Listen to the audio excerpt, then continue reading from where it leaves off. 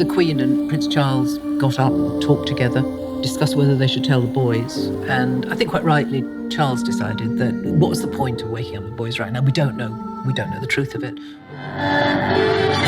This is CNN Breaking News. I'm Jean Mazurvi in Washington. In Paris, France tonight, a tragedy. Britain's Princess Diana has been in an automobile accident. She has been injured. Her companion, Dodi Al Fayed, with whom she has been romantically linked over the past month or so, reportedly was killed. I saw there was a message on the phone answer machine, and it was from a Fleet Street editor saying, had I seen the news about Princess Diana, and did I want to say anything? We have reports from Paris that Diana, Princess of Wales, has been killed in a car accident. The accident happened as their car was being chased by photographers through a road tunnel near the Eiffel Tower. The princess died in hospital a few hours later. Our royal correspondent, Nicholas Owen, is with me now. Nicholas, one's heart goes out especially to the young princes, William and Harry. William and Harry, indeed. I don't know whether the princes themselves would have been told yet, but certainly the Prince of Wales has been informed, and I'm sure the Queen will have been told about it as well. The news came through to Balmoral directly from Paris, from our ambassador out there, Sir Michael J. I think Charles was in absolute shock that this had happened. He felt immediately for his sons, obviously, and there was personal grief as well. This was a woman he had loved, but there was also this feeling, oh my God, I am going to get blamed for this. The marriage was over, but he still felt a huge obligation towards her, mainly in the shape of his sons, who were sleeping just a few yards away. The Queen and Prince Charles got up, talked together, discussed whether they should tell the boys. And I think quite rightly, Charles decided that what's the point of waking up the boys right now? We don't know the truth of it. We'll wait till the morning. He chose, I believe, to talk to William first, his eldest, which is understandable. And together they then went and told Prince Harry, who was just 12.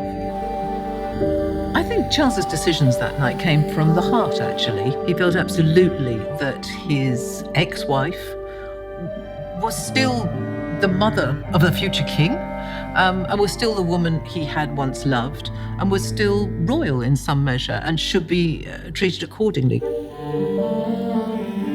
There is no doubt that in those last few months of Diana's life, the relationship between Prince and Princess had improved, and improved quite considerably. He would pop in and say hello, and Diana was thrilled about this. I remember her ringing me. She said, "You'll never guess who's just come to see me." I said, "No, my ex-husband."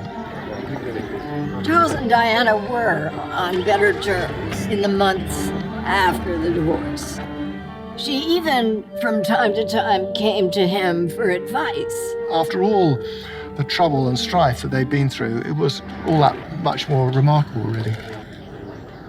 And I can remember the first conversation I had with Tony Blair, and he said, "This is going to be like nothing we've ever seen."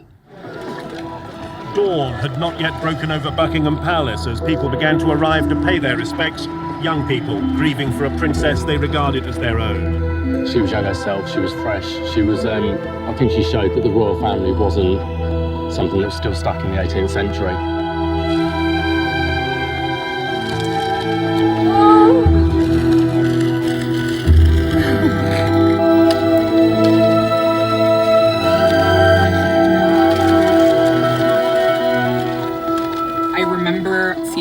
Crowds that were mourning just be very different. There were Asian people, there were Black people, there were old people, there were younger people.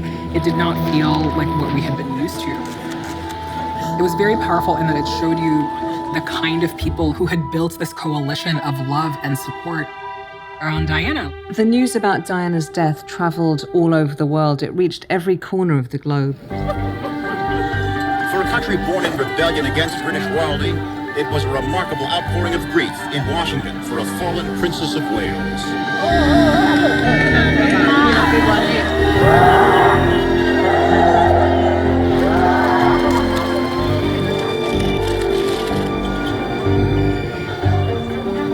We have experienced shocking deaths before, JFK a perfect example, but nothing like this and on this scale.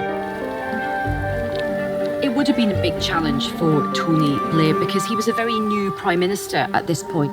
There wasn't really a sort of rule book about how to deal with anything like this. The people everywhere, not just here in Britain, everywhere, they kept faith with Princess Diana.